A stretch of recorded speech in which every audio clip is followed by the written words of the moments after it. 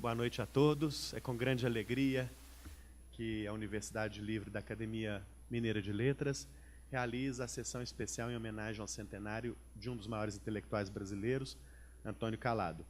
Sessão para a qual convidamos a escritora e jornalista Ana Arruda Calado, que falará sobre a trajetória pessoal e intelectual de Antônio.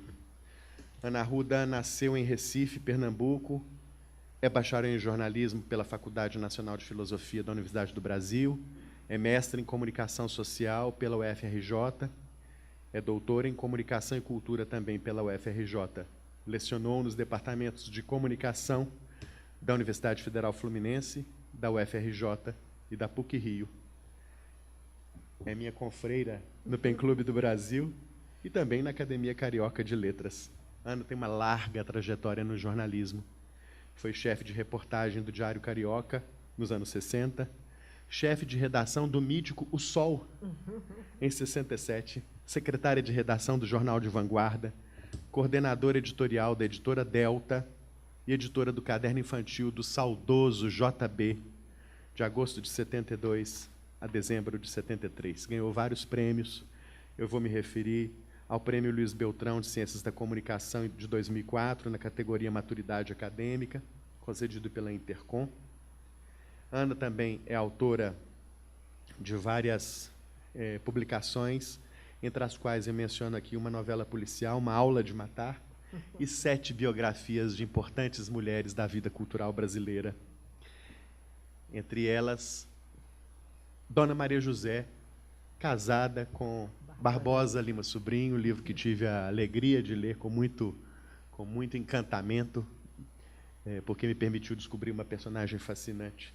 Ana também escreveu a biografia de Adalgisa Neri, Maria Martins, Darcy Vargas e Berta Ribeiro.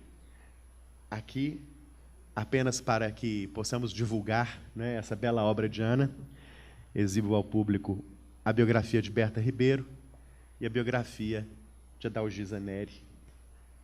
Não vou me alongar, eu quero apenas mencionar que no dia 14 de julho faremos sessão especial em homenagem ao centenário de Juan Rulfo, com o professor Paulo Moreira da Luz, que lecionou em Yale por muitos anos e hoje é professor de literatura hispano-americana e literatura brasileira na Universidade de Oklahoma. Ele virá acompanhado de seu irmão, o ator Eduardo Moreira, do Grupo Galpão, que fará, ao lado de Inês Peixoto, uma leitura dramática da obra de Rulfo. Que bonito. Não vou me alongar mais, porque agora é hora de aplaudir antecipadamente Ana Arruda Calado. Não faça isso. Quero registrar com muita alegria também a presença do secretário de Estado da Cultura, Ângelo Oswaldo de Araújo Santos, que nos honra com a sua presença. Ana, a palavra é sua. E me honra muito especialmente, Ângelo. Nos conhecemos há algum tempo, né?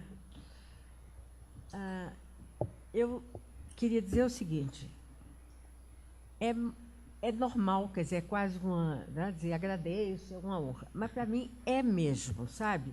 Esse convite foi uma coisa que me não só agradou, como me deu muita alegria, porque falar sobre Antônio Calado é uma das coisas que eu gosto de fazer. Né? E falar para acadêmicos e outros amantes de mineiros de literatura, então, é uma coisa formidável.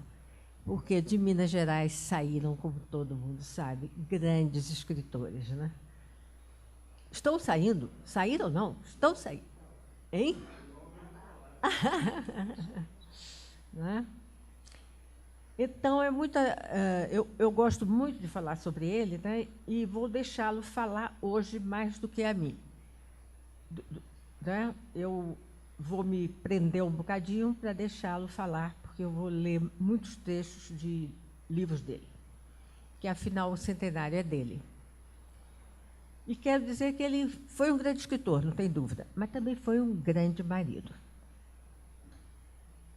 Antônio Calado amava o Brasil, descreveu e as suas mazelas, pois seu amor não era romântico, era sólido. Então, em toda a sua obra, ele descreveu o Brasil, mas também as mazelas. reportagens, romances, peças de teatro, crônicas. Infelizmente, as mazelas ainda persistem. Nós veremos em muitos exemplos que pretendo relatar aqui. É impressionante. Coisas que ele denunciou nos anos 50, do século passado, dos anos 60, está tudo quase igual hoje no nosso país querido, que eu também amo, mas acho que vocês todos amam, mas é uma tristeza, né? Quando a quaresma estourava nos montes e nas igrejas, Delfino Montiel não era o único a pensar no afamado caso do roubo da Semana Santa. Só que Delfino sabia muito mais sobre casa do que os demais. As quaresmas roxas rebentavam em flor nas encostas, os panos roxos saíam dos gavetões das sacristias para os altares, e Delfino sentia um calafrio.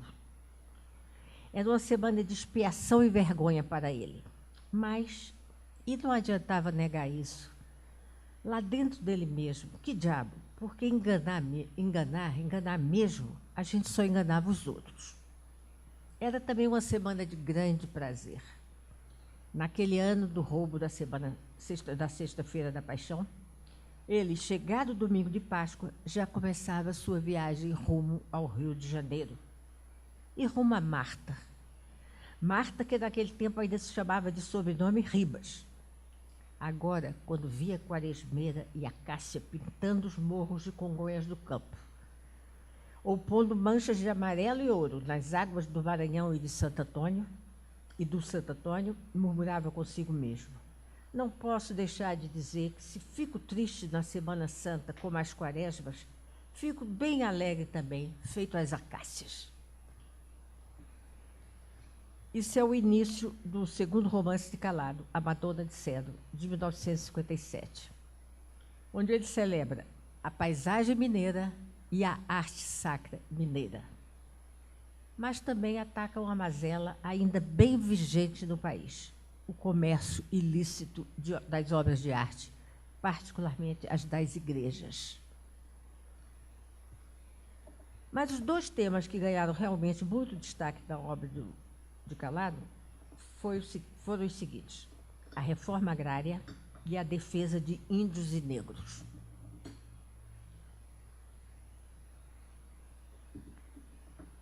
Ele, branco, urbano, de classe média alta, ascendência portuguesa.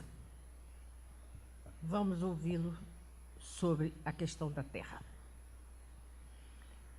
Há uma zona da Paraíba, a do Açude de Pilões, que é provavelmente a terra mais sem lei do Brasil. Vai para 30 anos que manda lá, com métodos de gangster, um aventureiro que é hoje deputado federal, Jacó Frantz. De quando em quando, a União, tímida, intenta um processo anêmico contra esse grileiro instalado em terras públicas. Frantz está tão entediado dessa luta em que ganha sempre sem maior esforço, que já pouco aparece por lá. Contenta-se em saber que sua terra de adoção continua atrasada e submissa. Calado escrevia assim em 1959, em reportagem para o Correio da Manhã. No ano seguinte, esta e outras matérias que fez sobre a situação rural do Nordeste foram publicadas em livros sob o título Os Industriais da Seca e os Galileus de Pernambuco, e o subtítulo Aspectos da luta pela reforma agrária no Brasil. Desde então, sua luta pela propriedade justa da terra nunca esmoreceu. Assim como Jacó, Frantz continua a andar e mandar por aí, ou melhor, por Brasília.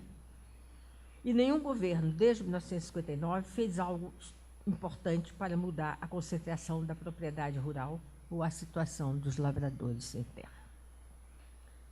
Permitam-me uma referência pessoal. Nesse mesmo ano de 1959, com apenas um ano de atividade jornalística, quando ainda não conhecia nem havia lido Antônio Calado, ganhei um prêmio por uma série de reportagens com o título Reforma Agrária. Todo mundo fala e ninguém faz. Já então dialogávamos sem saber. No primeiro romance que Calado publicou em 1954, Assunção de Salviano, que Raquel de Queiroz, a grande escritora, a primeira mulher a entrar na machista Academia Brasileira de Letras, considerava ser o melhor. O assunto já era tratado. Vejamos uma pregação do beato Manuel Salviano. Pelo sinal da Santa Cruz, disseram as vozes reunidas, em nome do Padre, do Filho e do Espírito Santo, amém, terminaram. E Manuel Salviano, em seguida, começou a falar. Lá no Paracatu, um dia, quando os homens estavam perdendo todas as terras, teve o Maneco, homem que tinha baixado do Piancó para o sul, que soube guardar seu sítiozinho. Quando eu parti, ele ainda era senhor da terra dele, e aposto que ainda é, se continuou homem de fé como naquele tempo. Quando eu parti, não só o Maneco, como ainda os 3 vizinhos do sítio dele, ainda estavam lá. E isso porque Maneco era homem alumiado do céu. O grileiro que trabalhava por conta do coronel Jeremias levou um dia uns secretas da polícia para ter prova de que os homens que estavam lavrando a terra não eram donos dela. Quase todos os lavradores quiseram ser espertos e disseram coisas sobre papéis, embrulharam tudo, brigaram entre si, enquanto inventavam histórias, e o grileiro cada vez sorria mais. Chegaram no Maneco e disseram, como tinham dito nos outros, de que é essa terra, Maneco Soares? E o Maneco disse, naturalmente, que a terra é de Deus. Os homens ficaram assim meio sem jeito, mas o grileiro falou chistoso. E Deus passou o papel do tabelião, Maneco Soares? Então o Maneco disse, não, porque a terra Deus deu para todos.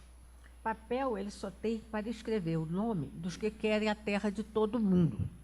Deus escreve o nome deles para dar a eles no inferno um lote de fogo, uma enxada de brasa e uma colheita de cinzas. O doce radical que era Antônio Calados foi um dos apelidos que ele ganhou, né, do Hélio Pelegrino. O doce radical que era Antônio Calado não rogaria tamanha praga aos que querem a terra de todo mundo. Mas eu tenho certeza de que ele gostou muito de colocar esta praga na boca do Salviano. Calado não se limitava ao Brasil nas suas preocupações. Durante o tempo em que trabalhou na BBC em Londres, ele conviveu com outros latino-americanos e se inteirou dos problemas comuns do continente, porque a redação do Brasil era junto com toda a América do Sul, né, na BBC, durante a guerra. No romance Sempre Viva, de 1981, que, contrariando a querida Raquel, eu considero o melhor de Calado, ele denunciou a Operação Condor, que unia torturadores do Brasil, da Argentina e do Uruguai, com bases no centro-oeste do nosso país. O personagem principal, Quinho, tinha perdido a namorada, sequestrada e morta pela repressão. Depois do exílio na Europa, volta ao Brasil para vingá-lo. Em Corumbá, prestes a conseguir sua vingança, ele ainda vive o altiplano boliviano por onde entrara no retorno ao país. Aspas. Apesar de já ser noite alta quando saiu da casa de Jupira, Quinho sentiu, na rua, o calor que fazia, malévolo, exagerado para ser aceito assim sem barrimentos. Intencional, como se todas as alpacas da Bolívia tivessem sido por mãos enormes, esfoladas, a lã transformada do gigantesco abafador de bule de chá que baixara do altiplano para pousar com surdo baque e mortal conchego sobre Corumbá. Alguma coisa devia estar para acontecer se uma rua noturna arquejava assim, prostrada pelo calor debaixo de palmeiras carandá, tão imóveis, que, vistas de baixo, pareciam ter as palmas marteladas e damasquinadas à moda toledana, no céu e não soltas e livres no espaço. E na própria superfície reluzente do Paraguai, do rio Paraguai, né? Na própria baça de água, Quinho quase divisava as primeiras borbulhas, a denotar e prevenir que o rio ia ferver, que nem água aguenta dormir debaixo de um cobertor de lhamas em chamas. É um livro violento, Sempre Viva, bastante violento, mas também cheio de personagens doces. como a Erinha, seu passarinho cantador, o sabiá verdurino. E também o naturalista Juvenal Palhano, conselheiro sentimental da cidade, amigo de Jupira, mãe de Erinha. Só que a doce Erinha substitui o sabiá por sua cobra coral de estimação, quando Palhano pede para ouvir Verdurino, e o leva, assim, a uma morte rápida. Leva Palhano, né? Pois ela então já sabe que o amigo de Jupira, que tanto apreciava o canto do Verdurino, é, na realidade, o médico legista Knut, colaborador do delegado e torturador Claudemiro. Calado fazia umas piadas cruéis com as pessoas. Knut é Shibata, né? E ele aí botou o nome de Knut por causa do Shibata, que era o japonês. Exatamente. E o Knut também, colaborador do delegado torturador Claudemiro. Calado jamais escondeu que esses dois personagens sinistros foram inspirados no delegado Sérgio Fleury e no legista Shibata, jamais punidos. Fleury foi convenientemente afogado por acidente. Darcy Ribeiro, amigo de Calado, meu amigo, escreveu em seu delicioso livro, Aos Trancos e Barrancos, como o Brasil deu no que deu, a seguinte nota. Antônio Calado sai atrás de um esqueleto inglês em uma lagoa verde, nas lonjuras xinguanas. Topa lá com os índios, se agarra neles e não larga nunca mais. Amor à primeira vista é fogo. Há algo mais Brasil tropical que os índios do Parque do Xingu, pois ele povoou várias obras de Calado. Desde esse primeiro contato, né, com a lagoa, saiu o livro-ensaio Esqueleto da Lagoa Verde, com várias edições, a primeira em 1952. Ouçamos o início do relato. Inocência também pega. Logo que a gente chega ao posto Culuene, da Fundação Brasil Central, o choque demasiado bruto paralisa o raciocínio. A gente só sabe que saiu da cidade de São Paulo num aparelho monomotor umas 7 horas antes. Olha como o monomotor era lento. Como é possível que agora, à beira daquele rio, homens e mulheres estranhos, mongoloides, inteiramente nus, cerquem o avião? Mas Inocência pega. Ao cabo de 2 horas, não estamos mais empenhados em fingir que não reparemos na nudez dos índios. Passamos, ao contrário, a encará-la com naturalidade. E a vitória foi puramente da inocência, da candura e da falta de malícia deles. De toda a nossa indumentária, das botas ao chapéu, os índios e as índias só prezam uma coisa, a camisa, que protege dos mosquitos. Tudo mais que usamos é, portanto, incompreensível para eles. Mas, dizendo incompreensível, dizemos mal. Por que haveriam eles de tentar compreender a razão de andarmos com tantos panos em cima da pele? Acaso perguntam por aqui por que dá choques ou a onça porque tem pelo?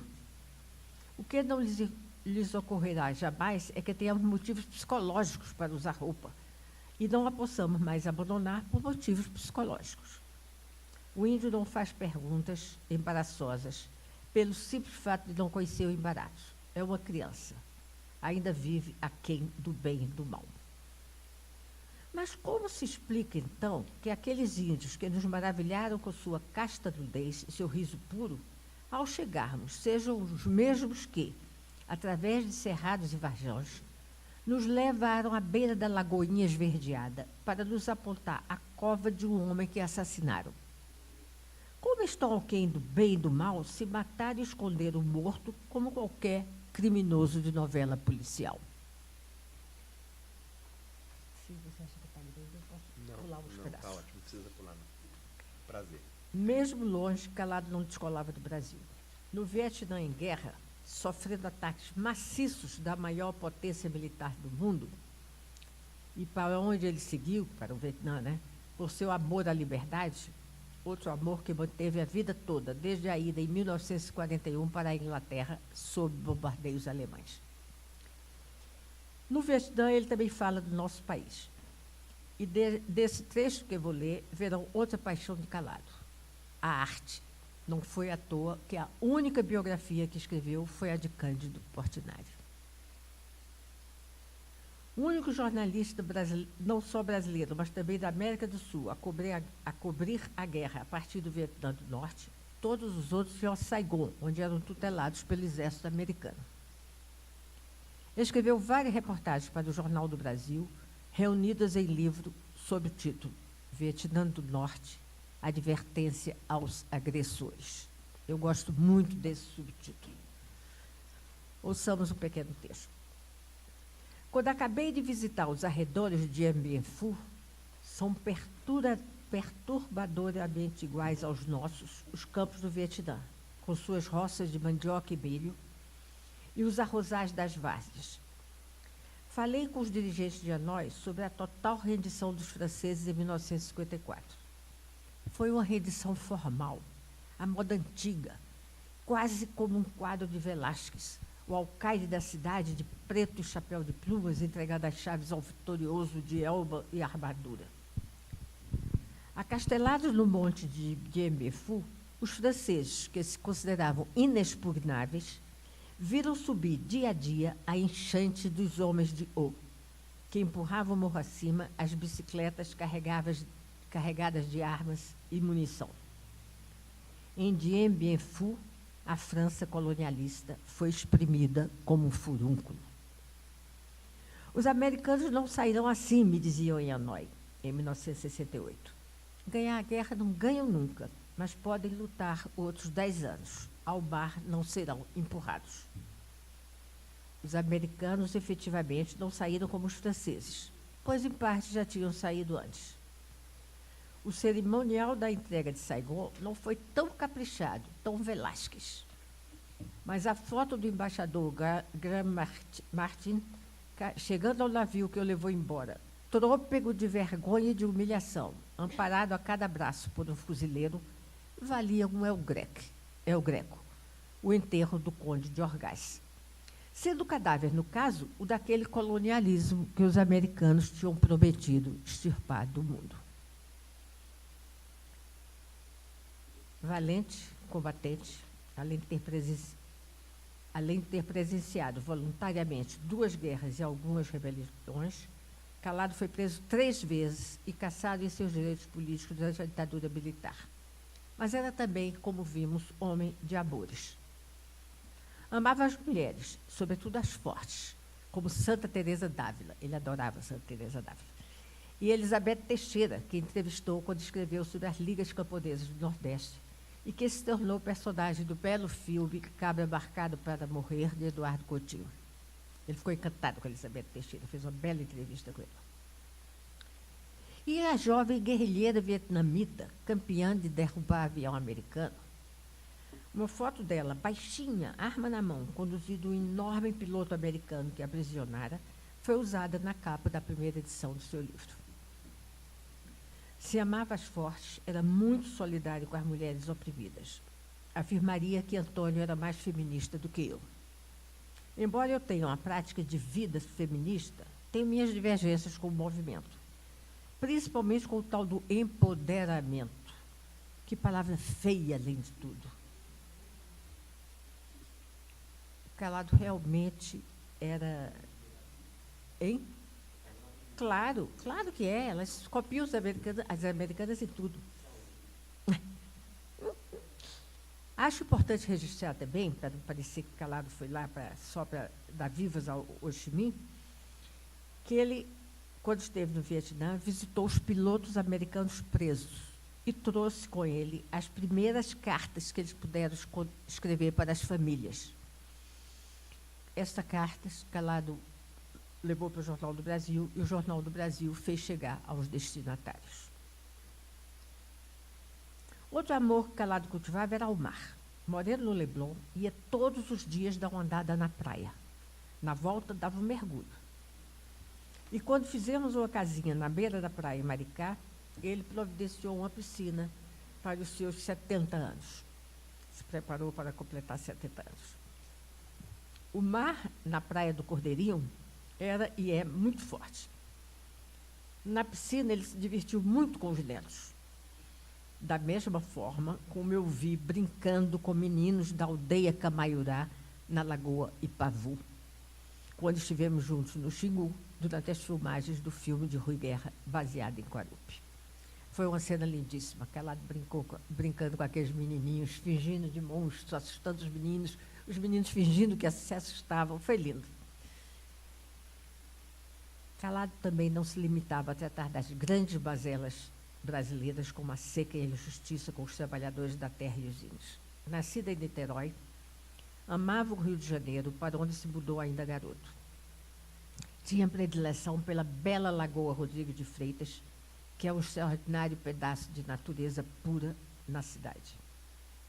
E pelo Jardim Botânico, onde se passa seu romance Concerto Carioca, e que ele me motivou uma campanha romântica, eu achei muita graça nessa campanha, bem-sucedida, unir as estátuas de Eco e Narciso, eram as primeiras estátuas fundidas no Brasil, da autoria de Mestre Valentim, e que tinham sido retirados de seu pouso original, o Chafariz das Marrecas, no passeio público. E elas foram salvas pelo diretor do Jardim Botânico, que levou-as, então, para abrigar no Jardim Botânico. Mas ficavam muito longe uma da outra. Calado nutria uma grande ternura pela ninfa Eco, desprezada por Narciso.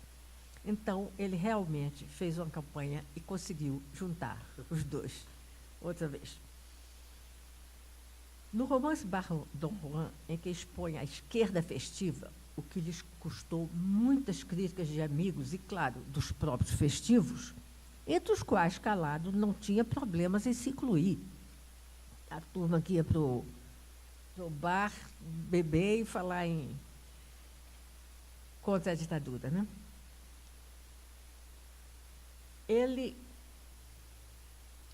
O descaso com a Lagoa está presente, junto com a morte de Guevara e muitas outras lutas perdidas. Vamos mais uma vez ouvi-lo. O dia era de uma beleza desmedida e chocante, uma espécie de paisagem suíça desvairada. O corcovado de pedra roxa e mato azul, o Penedo em frente, coroado de barracos, meninos pretos jogando bola de meia na beira do lago, ao redor do lago, a coroa de chamas dos flamboyantes, os carros de luxo fagulhando ao sol. E o lago, a Lagoa Rodrigo de Freitas, cintilando como Cari jamais a vira. Esfregou os olhos.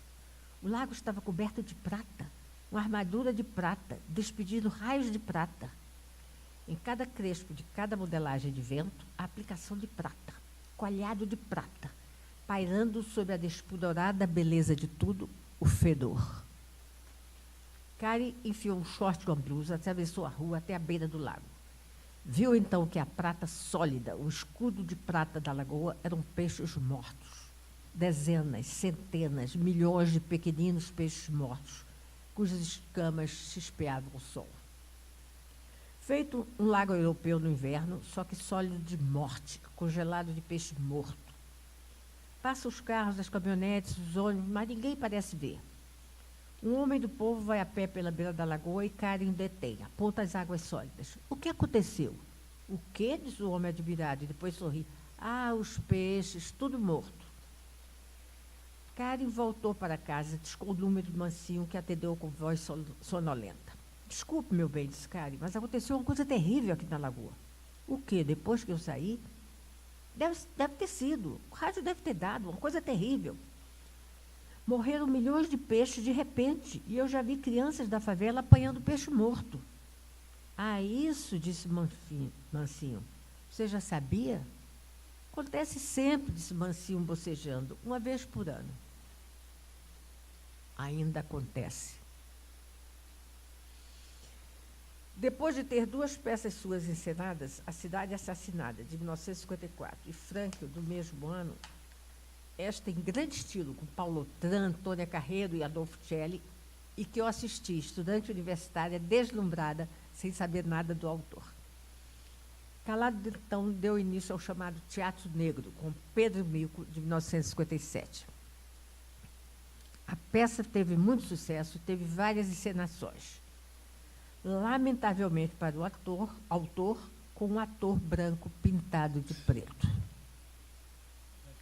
Só em 1985, o filme de Pojuca Ponte, um filme ruim, aliás, entre parênteses, baseado na peça, apresentou um negro no papel principal. Ninguém mais, ninguém menos que Pelé.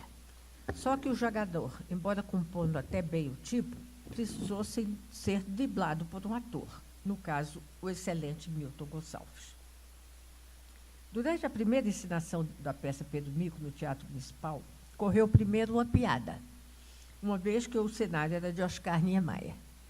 Pedro Mico morava no morro, mas era chiquérrimo, pois tinha barraco projetado por Niemeyer. Mas também surgiu uma polêmica bem representativa do que é o Brasil político. Vamos entender a polêmica ouvindo o final da peça. Pedro Mico e Aparecida, alagoano que ficara com ele, estão saindo do Morro da Catacumba. Pedro, se o Zumbi estivesse aqui no Catacumba, já tinha reunido todo o pessoal do morro em volta dele. Ele era um chefe de gente, um pai d'égua. Se o Zumbi quisesse, esse morro inteiro baixava com ele e tomava as casas da lagoa. E depois a polícia vinha do mesmo jeito. Pode ser, mas imagina morar uns dias naquele 78, a Casa Branca da Flor Encarnada, com os balanços para a criança em cima da graminha verde. Não sei não, meu nego, se a gente fosse muita, muita mesmo, não sei se a gente não ficava com as casas, não. Boba, desde de ser da roça, tu não entende disso. Tiravam gente de lá em meia hora. Mas a descida era de arromba, hein? Essa macacada baixando toda junta daqui de noite. Uma noite bem de chuva. Era só a gente deslizar para baixo com a lama. Eita ferro! E nós, no 78, tomando uma batida no banco debaixo da árvore. Casa de morar permanente, a coisa não dava não, minha nega. Mas dava uma reportagem de chacoalhar com os tiras. Dava, pois é. Aí é que Pedro Mico ficava conhecido mesmo. Tu ficava famado em tudo quanto era morro do Rio. Lá isso é. Você já pensou, Pedro, se a turma de todos os morros combinassem para fazer uma descida dessa no mesmo dia? Eita, camaradinha doida, meu Deus.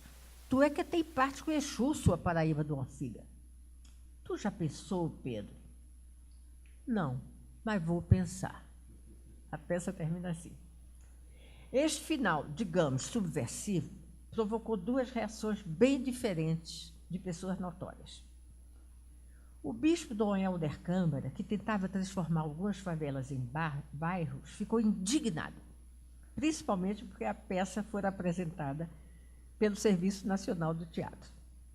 Protestou de várias formas, tentou proibi-la de várias formas. Dom Helder censor. Acontece que a tal casa do número 78 existia de verdade e tinha, claro, um dono, o antigo chefe de polícia do Estado Novo, Filinto Miller. Calado sabia e estava fazendo uma provocação usando sua personagem Aparecida, uma vez que tinha horror ao nazista que tantas crueldades havia cometido. Mas parece que o tempo apaga tudo. Sabe qual foi a reação do então senador? Filinto era senador quando a peça passou e Dom Helder queria proibir, porque era subversiva. Filinto mandou um amável cartão para Calado, dizendo que tinha achado muita graça na menção à casa dele e que a descrição era exata, que Calado tinha descrito a casa muito bem. É incrível, né? É o Brasil. Não citei Quarupi, não é estranho? O mais famoso livro de Calado, uma obra-prima, segundo toda a crítica brasileira ou estrangeira, e que, aliás, acaba de ganhar nova edição na Alemanha. Tem um motivo, teria que lê-lo inteiro, o que levaria muitas e muitas horas. Porque Quarupi é, do começo ao fim, o louvor do Brasil e a denúncia de quanta injustiça e violência este paraíso natural abriga. Também poderia ter citado outras peças em que ele denuncia o racismo, o preconceito religioso e a manipulação dos índios pelos que os estudam. Enfim, seu rico teatro, que foi sua primeira manifestação como escritor. Calado queria ser mesmo era teatrólogo, né? Eu queria apenas, para não me alongar mais, contar uma pequena história sobre as reações ao texto de Calado. Um dia, em uma escola em Colônia, Alemanha, houve uma leitura de uma das mais belas páginas do Quarupi. o encontro do centro do Brasil, ocupado, aliás, por um enorme formigueiro. Uma menina alemã timidamente perguntou ao autor: é verdade que se pode ouvir o coração do Brasil batendo? Claro, respondeu Calado. Se você ama seu país, cola o ouvido no chão que vai ouvir também. Na sala todos bateram palmas. Muito obrigada.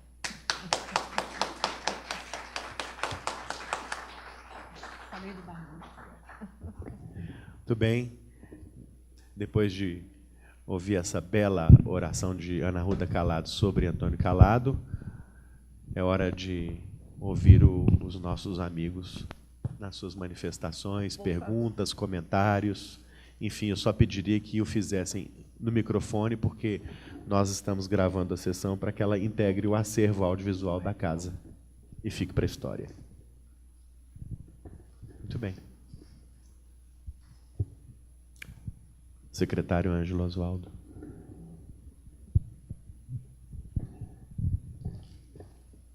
Quero apenas saudar a Ana Ruda, foi um prazer ouvi-la.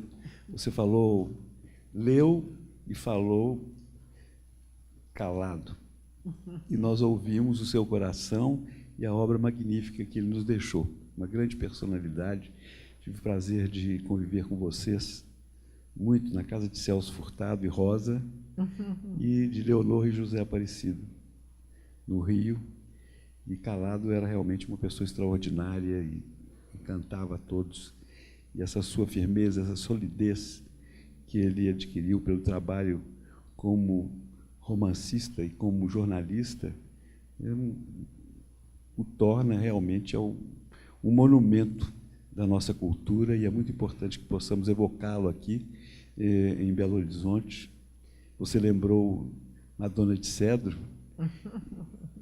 Comecei por Minas. Começou por Minas. E só temos a agradecer esse carinho de você estar aqui conosco, de vir a Belo Horizonte. E hoje acho que o público está um pouco espantado pelo frio, porque há um frio extraordinariamente gelado em Belo Horizonte. Eu estou até de chapéu. Está muito bem. Então é isso. Obrigada. O nosso carinho, o respeito por você, por Antônio Calado. Uma linda noite, uma homenagem que ficará para sempre aqui na Academia.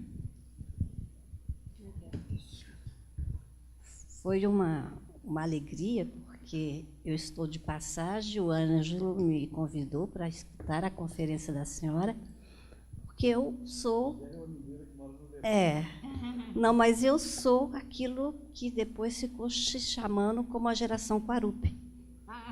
Então, assim, nos gramados do Colégio Estadual, aqui no projeto do Niemeyer, era o livro que se trançava para todo lado, era uma coisa, assim, foi um... Então, eu sou geração Quarupi, entendeu? Então, assim, aquilo ali estava na boca de todo mundo nos gramados do Colégio Estadual Central, aqui em Belo Horizonte. E gostaria, agora, que eu sei que ele, que vai fazendo 100 anos, mas também parabenizar a senhora, porque realmente eu acabei de ler, há alguns meses, a biografia de Berta Ribeiro. Eu sou discípula de Darcy, eu sou antropóloga e gosto muito do trabalho, fiquei encantada. Eu sei que não é calado, mas parabéns pela linda biografia de Berta. Tá? Muito obrigada mesmo.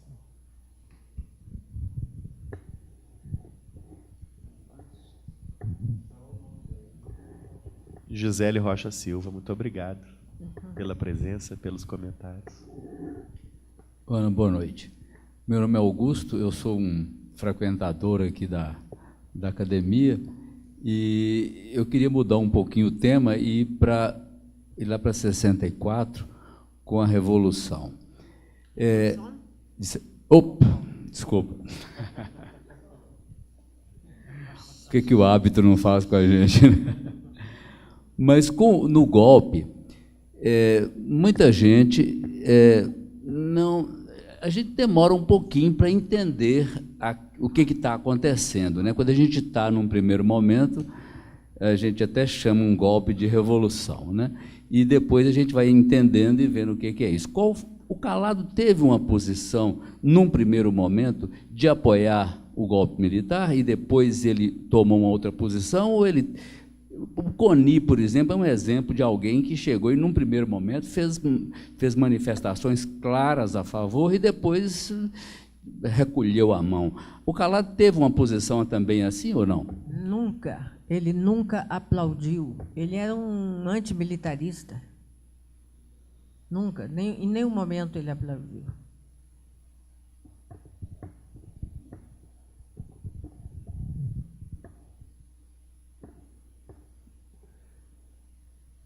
Mais? Letícia Malar. Querida professora emérita da UFMG. Boa noite, Ana. Eu gostaria de dar um depoimento inicial que eu dei alguns cursos a respeito do romance do Calado, tanto na graduação quanto na pós-graduação. E um dos romances em que a gente estudou profundamente, na época brava da ditadura, foi o Reflexos do Baile. E a gente mostrou de que maneira o Calado conseguiu driblar a censura ao fazer um romance quebra-cabeça, que a gente, de algum modo, até aproximava esse romance da obra do Portinari em termos de, de quadros, etc., e eu queria que você me dissesse se você tem mais alguma informação a respeito da criação desse romance, da concepção dele, se ele chegou a conversar com você sobre os aspectos da produção do romance que fizeram com que a censura, por mais que quisesse aprender o romance, como aprendia vários na época, não conseguiu fazer isso, porque ele mostra no romance a guerrilha nua e crua, mas sem nenhuma dica para que permitisse que os militares proibissem a obra. É exatamente isso que você está dizendo. Quer dizer, o Reflexo do Baile é um livro muito sofisticado. Então, os censores não deviam ter entendido nada daquilo. As cartas sem assinatura, quem é que escreveu? Você tinha que descobrir quem escreveu pelo estilo, imagina. Então, eu acho que a dificuldade deles era essa, porque o único romance calado que foi apreendido nas livrarias foi o Bar Dom Juan, que aí ele era muito claro, a coisa era bem óbvia, né? Mas o Reflexo do Baile, não. Agora, eu me lembro do trabalho insano que ele teve no Reflexo do Baile, porque ele escreveu centenas de cartas mais do que aquelas que ele escrevia e ia organizando, sabe, não é?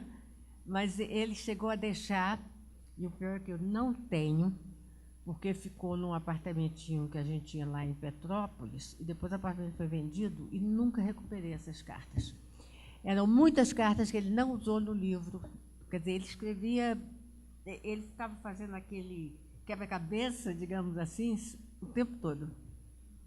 Foi um livro muito trabalhado e muito trabalhoso. E é dedicado a mim.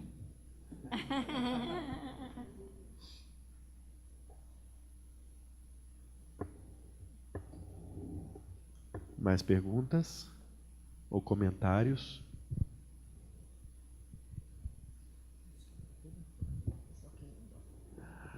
Olha, eu vou fazer então uma última pergunta e vou pedir licença para perguntar não sobre Calado e sobre a obra de Calado, mas para perguntar sobre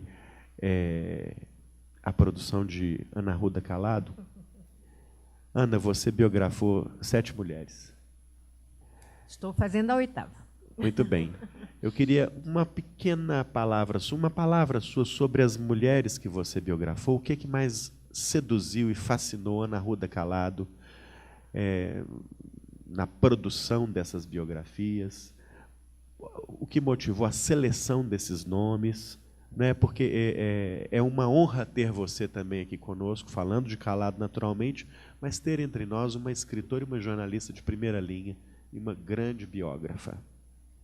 E por favor, se quiser dar a notícia da 8ª biografada, a gente aceita. Vou começar por ela.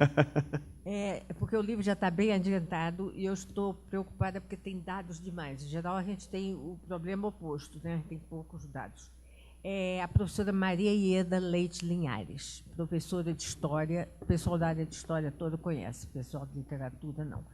Maria Ieda foi uma mulher absolutamente extraordinária. Ela foi secretária de Educação do Rio por 2 governos diferentes e era uma mulher de uma valentia louca. Ela foi diretora da Rádio Ministério da Educação.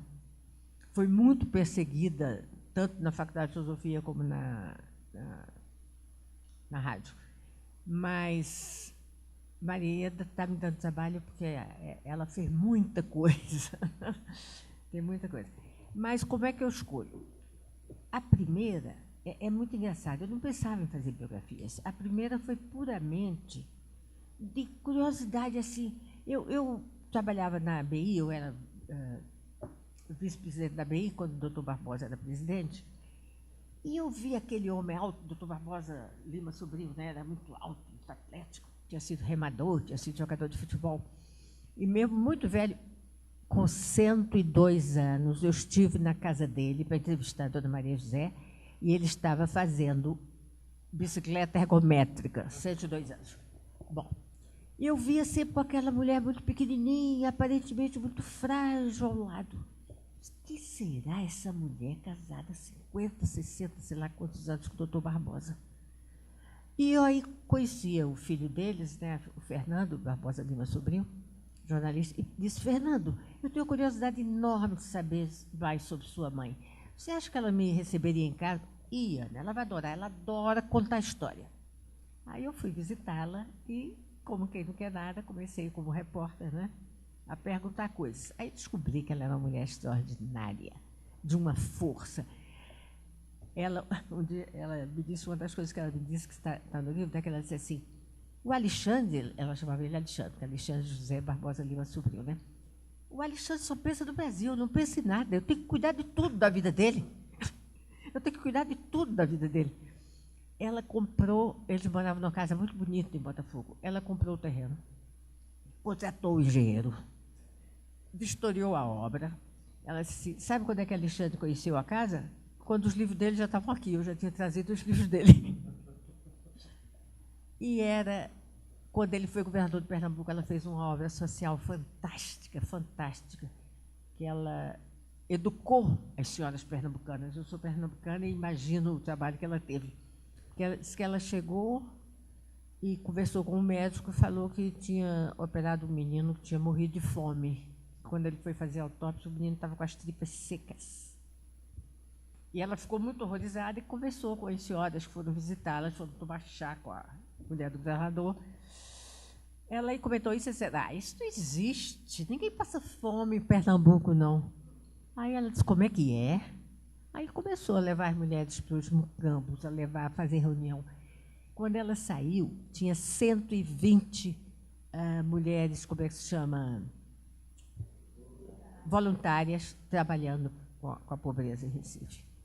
Quer dizer, ela não só fez assistência, não, ela educou aquelas senhoras ricas, né, que ela pôde. Enfim, eu fiquei encantada, fui à casa dela muitas vezes, fiz o livro.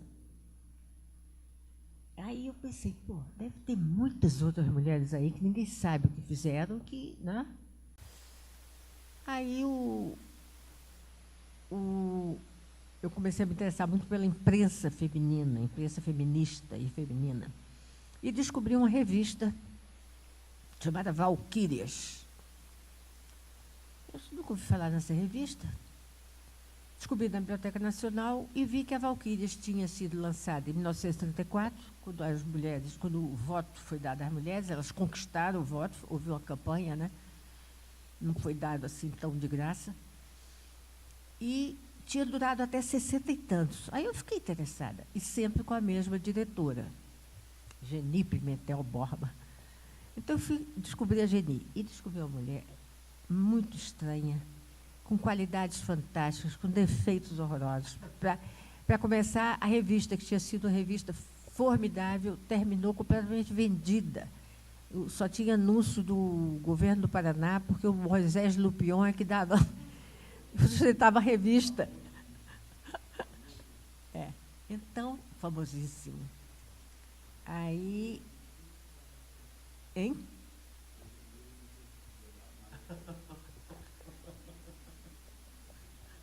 Sabe, já que você fez a brincadeira, eu vou fazer outra. Brincadeira não, contar uma história. Quando eu estava uma vez lá no Paraná para fazer as reportagens, eu fui entrevistá-lo, porque o jornal era uma obrigação, não me lembro nem qual era o assunto. Eu sei que eu fui lá sair. Quando eu saí, um assessor de imprensa dele virou para mim: Ana, você foi com esse colar de pérolas, você teve coragem e saiu com ele? Era assim que os assessores tratavam ele. Bom, mas então eu fiquei interessada nessa mulher tão estranha, tão corajosa, né? E fiz, então, um livro sobre... O livro chama Valquírias, Amazonas e Vitória Régia.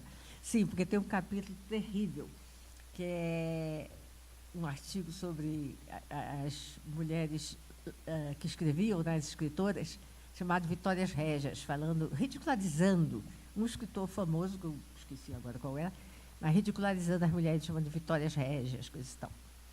Então, ela era um pouco Vitória Régia, um pouco Valquírias e um pouco Amazona. Mas essa foi a segunda. Então, a escolha foi a partir da revista, né? A Dalgisa é muito curioso. Eu tinha visto a Dalgisa uma vez só e fiquei muito impressionada com o fascínio que ela exercia sobre os homens. Meu Deus, o que essa mulher tem? Aí eu soube que ela tinha tido. A oportunidade fez 3 retratos dela, 3. A viúva dele uma vez me disse para mim: Ana, essa mulher fascinava os homens. Meu marido também ficou completamente fascinado. E a gente vê pelo retrato, né? É lindo esse retrato. Mas a Dalgisa tinha casado com o Ismael Neri, daí o Neri dela, que é aquela figura, né, quase mítica, coisa e tal, e depois casou com o Lorival Fontes. Disse, que mulher é essa? Que mulher é essa? Então, fui descobrir um pouco a Dalgisa, e é realmente uma coisa fantástica. Terminou deputada, e ela, né, deputada, boa deputada, valente, muito estranha, muito estranha. Péssima mãe, péssima mãe. Eu entrevistei muitos filhos dela. E ela, quando casou com o Lorival, pegou o filho que tinha 10 anos, o Manuel, e botou num colégio interno no Canadá. O menino não sabia uma palavra de francês, nenhuma palavra de inglês. Ficou interno porque o Lorival queria que ela acompanhasse ele nos... Queria exibi-la, né? Que ela era lindíssima. Até já bastante idosa, ela era bonita. Mas, enfim.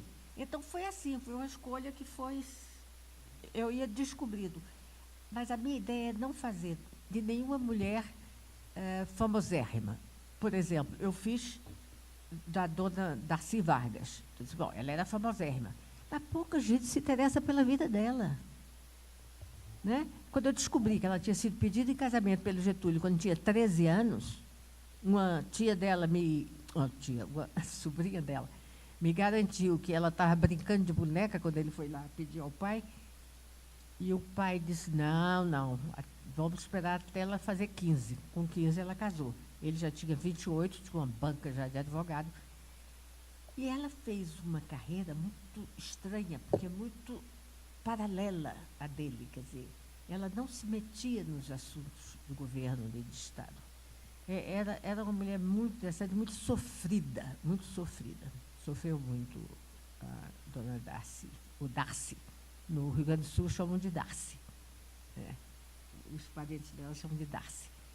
Eu não me habituei, para mim é Darcy, porque sempre pensei em Darcy. Então, a Berta, quando eu disse que ia fazer a Berta, disse assim, mas a Berta é a mulher do Darcy, né? Eu quis provar que Berta era muito mais do que a mulher do Darcy. Quer dizer, claro que ela amava Darcy, aliás, tem uma história terrível. Eu estou hoje fofoqueira. O sobrinho de Darcy, o Paulo Ribeiro, que dirige a fundação, um dia eu disse, Paulo, eu fico preocupada, porque toda foto de Berta, o olho dela está triste. Berta está triste. Eu só vejo ela com o olhinho, um riso total, riso inclusive nos olhos, porque o riso, né, se não for aos olhos, não é total. quando ela está com crianças índias. Isso é claro, Ana.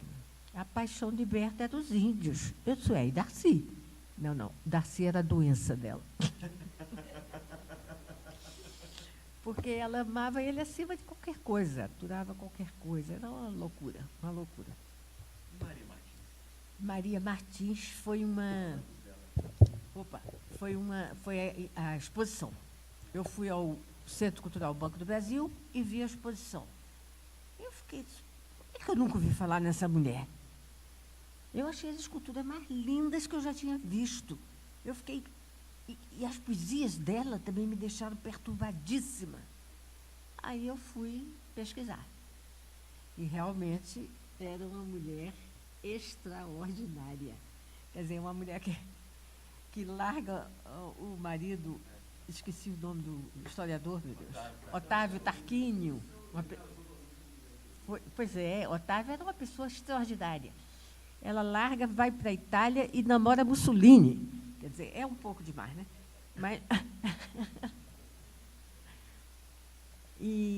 Mas a obra dela...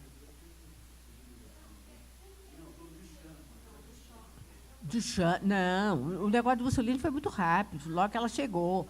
Não, o caso dela mesmo é o Marcel Duchamp. Foi.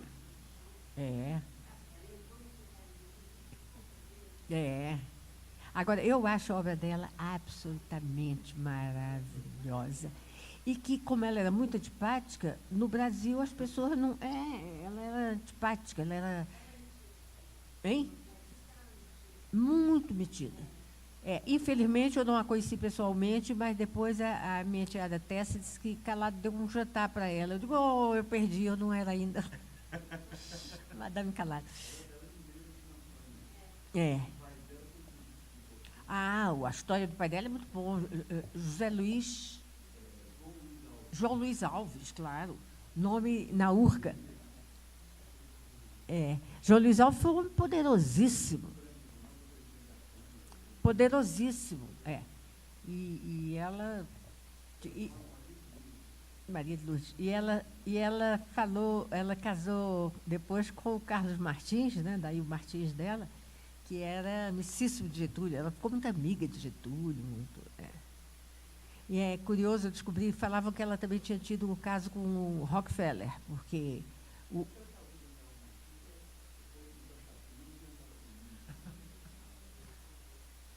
É possível, eu não afirmaria. Mas eles tinham um casamento muito aberto. Ele também, ele tinha 1000 amantes.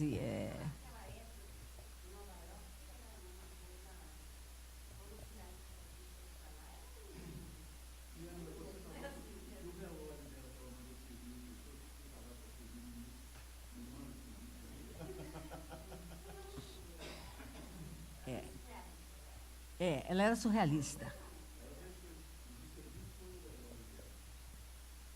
É mesmo.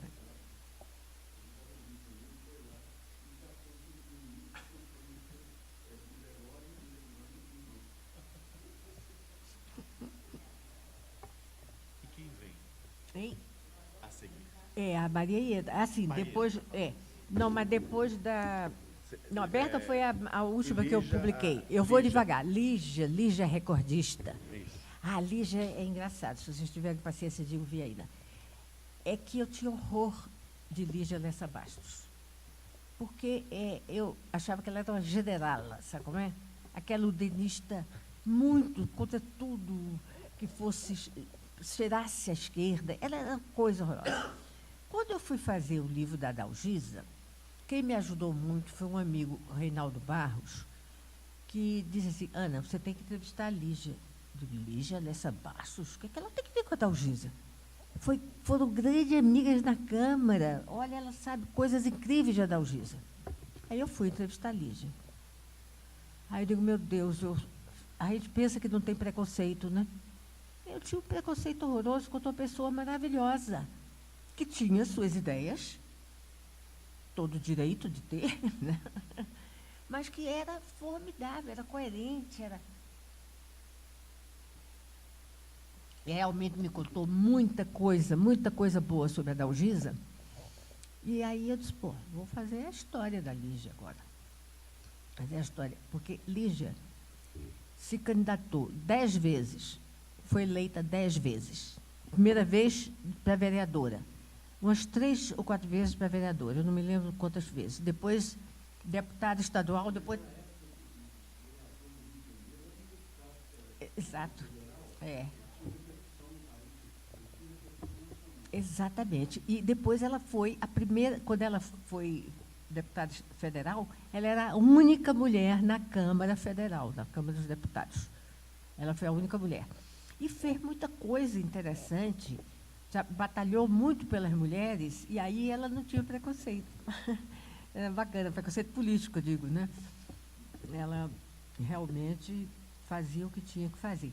Eu fiquei encantada com Lígia, inclusive fiquei amiga dela, de vez em quando vou lá, mas agora é muito triste, porque é uma mulher tão forte, ela está completamente destruída fisicamente, quer dizer, aí eu não tenho visitado mais ela, não, eu sou covarde.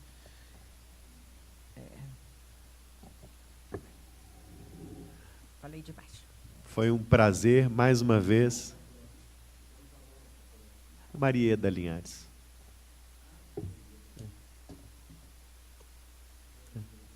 O Linhares dela, porque ela casou com o Zé Linhares, sobrinho do Zé Linhares, que foi presidente, porque era... Exato. Então, ele foi secretário do tio e ficou a vida inteira com muitos contatos, né, nos chamados poderes da República. Era um homem formidável. Eu já comecei o capítulo dele, que é assim, José, o bom companheiro. Muito bem. Ana, mais uma vez, muito obrigado. A todos, muito obrigado pela presença. E volte sempre, essa casa é sua. Espero.